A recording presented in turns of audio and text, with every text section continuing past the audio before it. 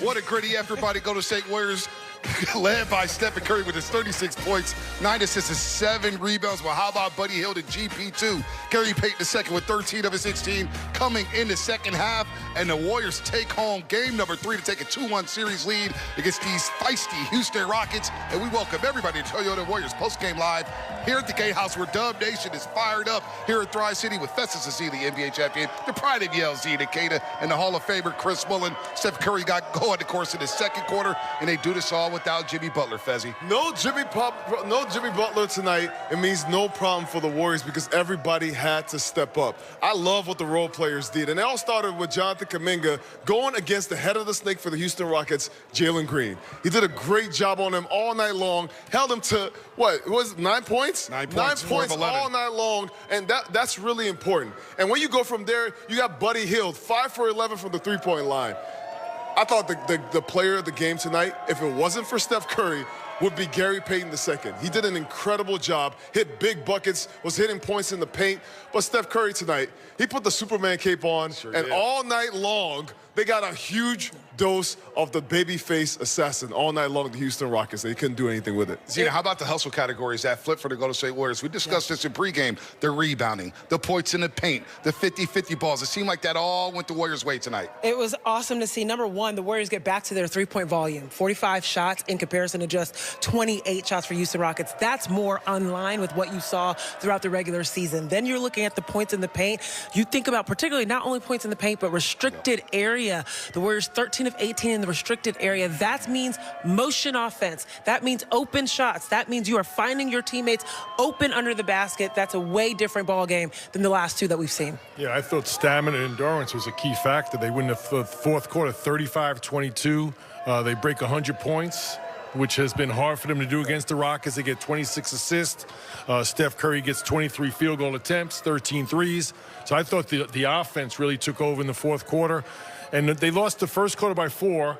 They won the second and third by 2 each. And then they dominated that third quarter 35-22. So I really thought the fact that they sped the game up a little bit made the Houston Rockets uncomfortable and put pressure on them to make shots, and they couldn't do it. Rockets have built a 13-point first-half lead, and when the Rockets lead by 10 at any point during the game, they were 48-7 during the regular season. Well, the Warriors were able to rally with a 9-0 run at the end of the first half and took home this game in the second half, of course. But inside the Chase Center right now is the great KB, Garrett Burke, standing by with GP2.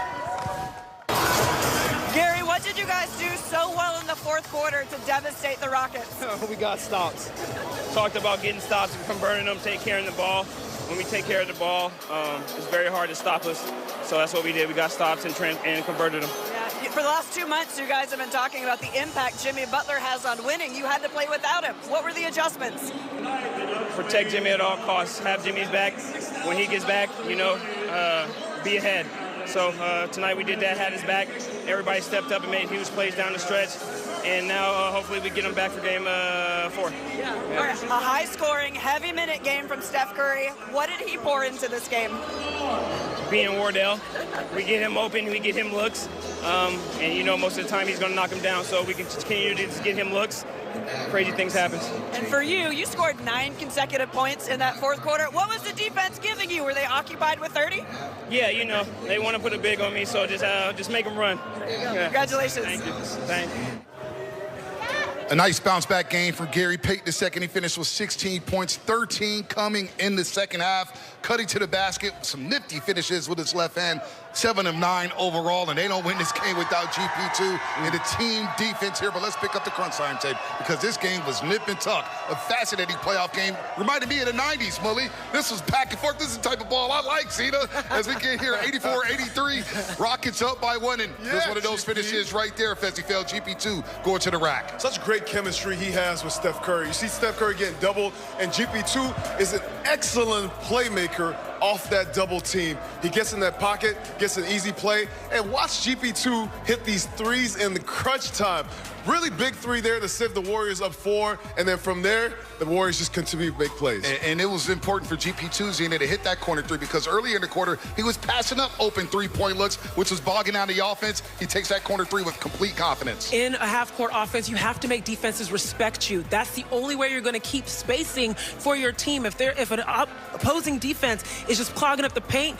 Shoot that corner three, open things up, and that's exactly what Gary Payton II did. Shooters roll right there, Millie, with Brandon Podzinski, the defense there. Draymond Green. Okay, hustle player of the year. I see you, They can do it right there. But Stephen Curry, we saw the big three over Jalen Green. Quick release.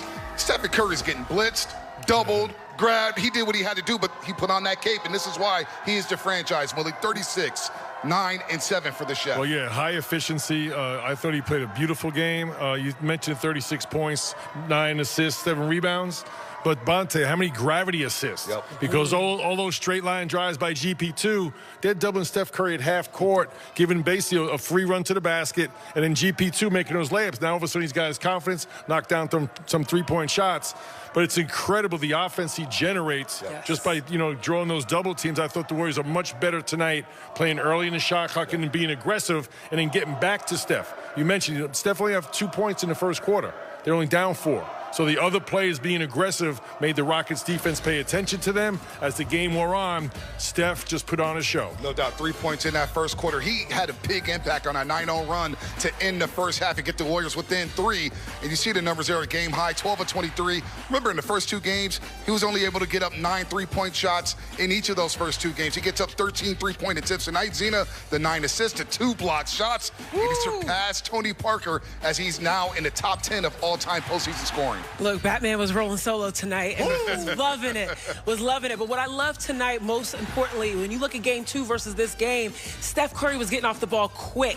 Whether he had his own one-on-one, could figure out how to maneuver around the length of Houston, he went one-on-one. But the second they threw bodies at him, he was able to get off the ball faster, and that is what opened up things for GP2, JK, Moody, and Buddy Hield, of course. And the conditioning, Fezzi, fell as we see the top 10 playoff scoring leaders in NBA history. It's going to be tough to catch LeBron James as he's still scoring at a high clip. But Stephen Curry now in the top 10, and you see the list, all Hall of Famers, I should say. Michael Jordan, Kareem Abdul-Jabbar, but the stamina tonight of Stephen Curry, the stamina and endurance, knowing that the Rockets are grabbing, clutching, doubling him. He played 41 big boy minutes in game 3.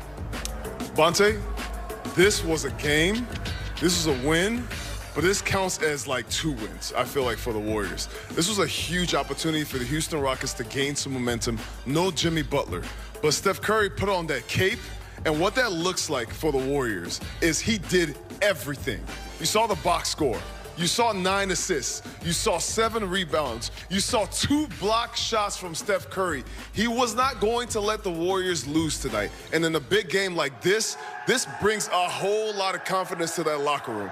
No, Jimmy Butler was a huge loss, but everybody stepped their game up. But it's most important that Steph Curry, the leader of the whole team, comes in there and puts a showing like this. I thought it was really important. Steph had the ball in his hands early from the backcourt on, and you see him generate offense when he comes across half court. When they doubled him, I thought his teammates did a great job early of being aggressive.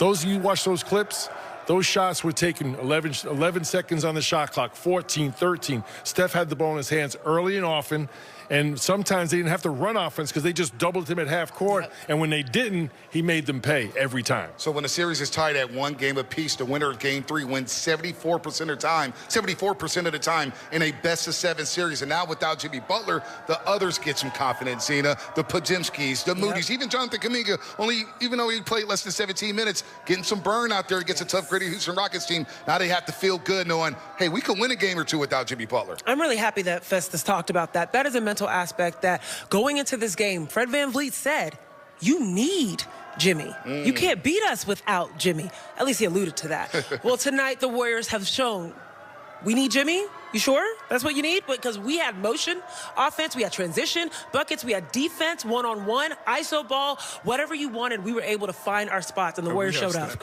And we have Steph Curry. And you don't. Exactly. We have Steph Curry, and you don't. But they match the physicality, Fezzi Fell, battling with the bigger, longer. At times, we're watching the tunnels like, look how long and athletic the Rockets are. They battle with them on the boards. They win the points in the paint category, and they got more physical with them. And also, as Millie alluded to in the pregame show, Fezzi, the endurance and the stamina really came into play in the fourth quarter. I don't want you to gloss over this, okay? They won the points in the paint battle. And this is without Jimmy Butler, who is the guy who drives into the paint, all the things we said, what Jimmy does for the team. But Steph Curry, with his gravity, was able to create shots for a lot of guys in the middle of the paint. They also took care of the ball and were able to run in transition, the Warriors did. All that was controlling the pace